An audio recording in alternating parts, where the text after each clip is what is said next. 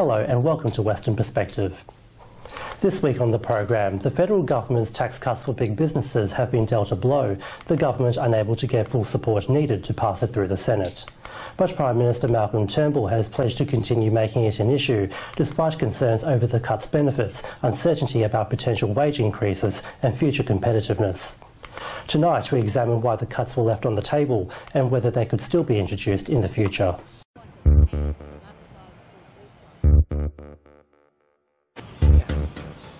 It's not good. It's a political ploy.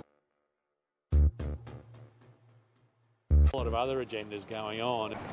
The legislation is designed to benefit the nation, but the federal government's company tax cuts have instead divided Australians. Some people in the business community and the general public, I think, who see this as a positive move. There's obviously others who don't see it so positively. The cuts aim to lower the company tax rate for big businesses from 30% to 25%. But it's caused disagreements between people over benefits to businesses and workers, as well as whether it will boost Australia's global economic competitiveness. This is what the business community wants. Murdoch University politics expert Dr Ian Cook says the Business Council of Australia have supported the government's legislation. They back the federal government's claims it will have wide-ranging economic benefits for the country.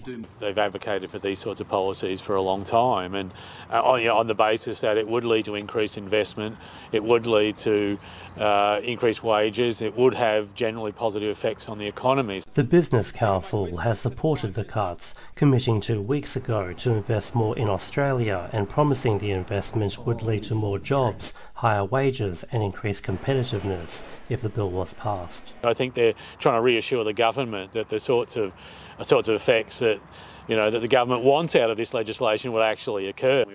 However, Dr Cook says the promises are a first for the Business Council. I've rarely ever seen the Business Council come out and say ever that a wage increase is a good thing. In fact, I've never seen it in the 25 plus years I've been following Australian politics. Law firm Legal Consolidated lawyer Dr Brett Davies disagrees with the benefits promised by the federal government and the Business Council. The tax lawyer says increases in money to businesses from the tax cuts won't result in higher wages for workers. The Commonwealth Government's reducing tax. That means big businesses are now going to start handing money away for free. They're going to start paying more money to employees. You've got to be joking. That's not in the best interest of the shareholders. He claims smaller Australian businesses also won't be benefiting from the legislation because they don't operate through a company. He believes the tax cuts give big businesses a financial advantage. Big businesses, particularly the offshore companies, have been paying very little tax in this country. Very little tax. And now we've changed the laws to actually start making them pay tax in Australia. Now they're going to reduce the tax rate. So they're getting a double win. It's not right. While big businesses have supported the legislation, it's faced criticisms of anti-competitiveness from the federal opposition.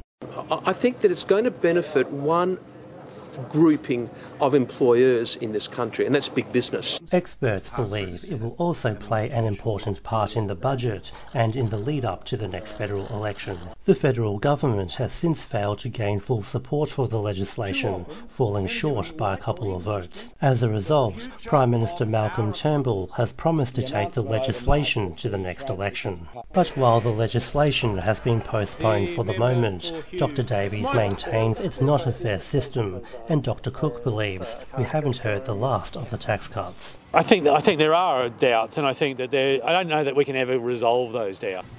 And that's all for this week. We'll see you next time, but for now, it's back to you, Ivan and Danielle. Nelson, thank you very much. Recapping this week's top story, an ongoing police investigation undertaken by Task Force MERSM is investigating the sexual abuse of 5 children, with most of the victims under the age of 10 at the time. Police are also alleging that the girls and 2 other victims were administered prohibited drugs before they were sexually abused. Investigators are trying to identify additional suspects pictured in the recordings or anyone who may have viewed or shared them online. Police expect there will be further arrests and many more charges made. And that's our weekly news and current affairs. You can follow the latest news on our website and Facebook. From Danielle, myself and the rest of the team until 8 o'clock next Sunday, a very good evening to you. Good night.